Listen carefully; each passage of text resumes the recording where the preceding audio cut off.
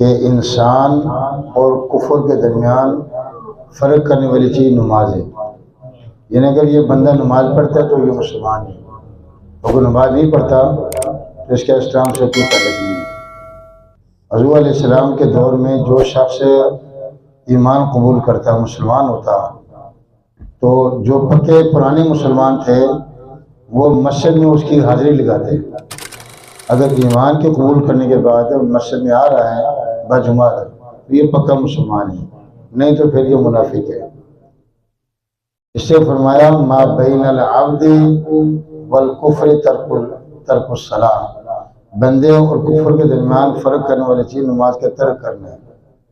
نبی علیہ السلام کے یہ بھی ارشاد ہے من ترک الصلاۃ متعمدا فقد کفر، جس نے قصداً عمداً جان بوجھ کر نماز کو چھوڑ دیا وہ کافر ہو چکا.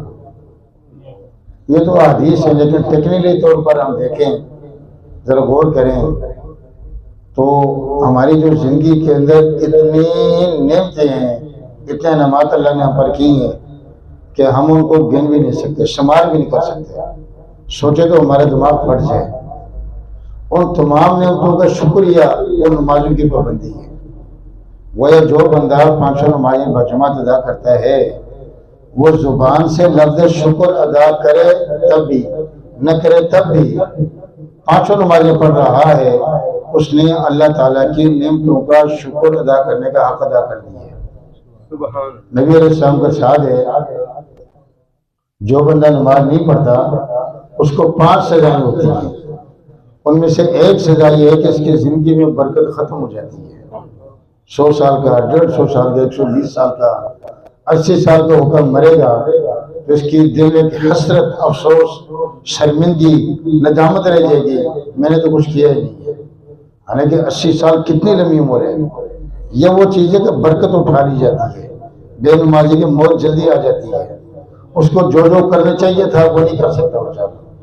لیکن نماز کی برکت سے اللہ پاک اس کی زندگی میں، صحت میں، تندرستی میں، مال و دولت میں، کاروبار میں، باتوں میں، تکلم میں، ہر چیز میں اللہ پاک برکت عطا فرماتے ہیں.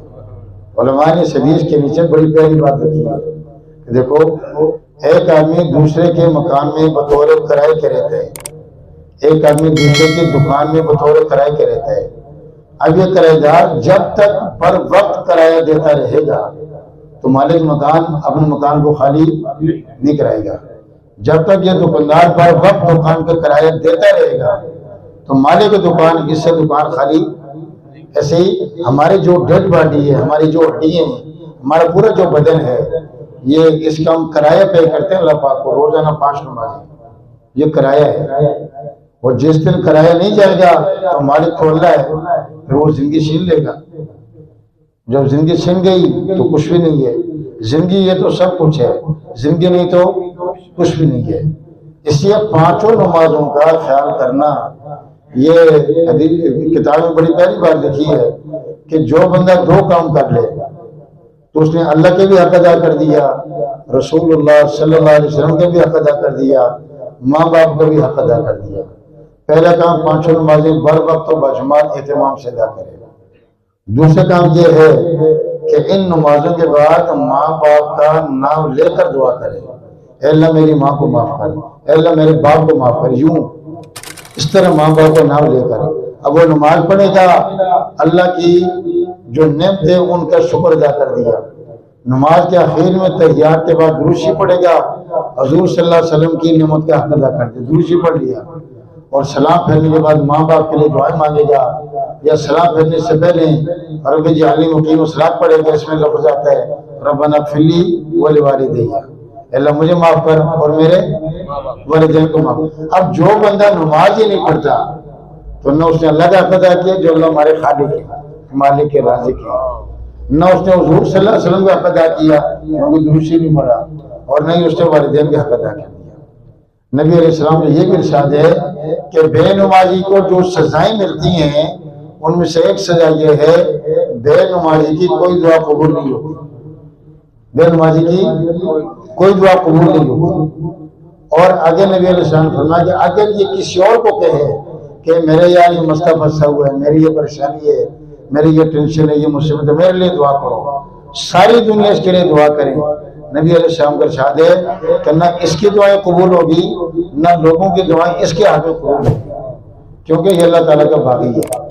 یہ بات پہلے سمجھ میں نہیں آتی تھی، لیکن اب جو ہے نا یہ بات سمجھ میں آ رہی ہے کہ ایک بندے پر پرچہ ہو جائے، FIR اس پہ درج ہو جائے اور اس کی ضمانت ہو، تو کہیں بھی کوئی مسئلہ بن جائے اس کے ID کارڈ کو لے کر موبائل پر سرچ کرتے ہیں تو سب کو بتا دیا جاتا ہے. کوئی بندہ اس کو کرائے پر مکان نہیں دیتا، کوئی بندہ کرائے پر اس کو دکان نہیں دیتا. کہیں گھروں میں بھی جائے گا تو وہاں اس کے لیے مسائل کو کیوں، یہ حکومت پاکستان کے باغی ہے، اس پر پرچہ ہے، اس پر ہی فائدہ درج ہے اس پر. بالکل اسی طرح بے نمازی بندے کی طرف سے کوئی بھی چیزوں پر جائے گی، فرشتوں کو نہیں جانے دیتے، یہ اللہ کا باغی ہے، رسول اللہ صلی اللہ علیہ وسلم کا باغی ہے. تو بھائی نماز کچھ بھی ہو، بڑی سے بڑی مشکل پیش آ جائے، ہم نمازوں کو کبھی بھی نہ چھوڑیں، کبھی بھی نہ چھوڑیں. کتابوں میں لکھا ہے، بڑی پیاری بات لکھی ہے، اگر سمندر آ گیا، طوفان آ گیا، سیلاب آ گیا اور وہ پانی کا سیلاب آپ کے مکان پر چڑھ گیا، مکان سب کو گر چکا ہے، تو بندہ سیلاب میں ڈوب رہا ہے تو اس کو سیلاب میں اوپر اچھالا، دائیں بائیں سے اس کو اذان کی آواز آ گئی، اب یہ ڈوب رہا ہے تو فرماتے ہیں کہ ڈوبتے ڈوبتے نماز کی نیت باندھ لے. کیا چیز دی؟ مرتے مرتے نماز کی نیت باندھ لے.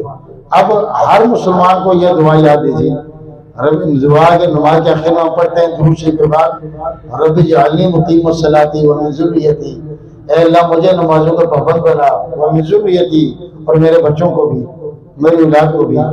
اب جی ایک بچہ ہے، اس کی عمر 9 سال ہے، اس کی عمر 9 سال ہے، وہ نماز کے آخر میں یہ دعا پڑھے گا، اے اللہ مجھے نمازوں کو پابند بنا، میرے بچوں کو بھی.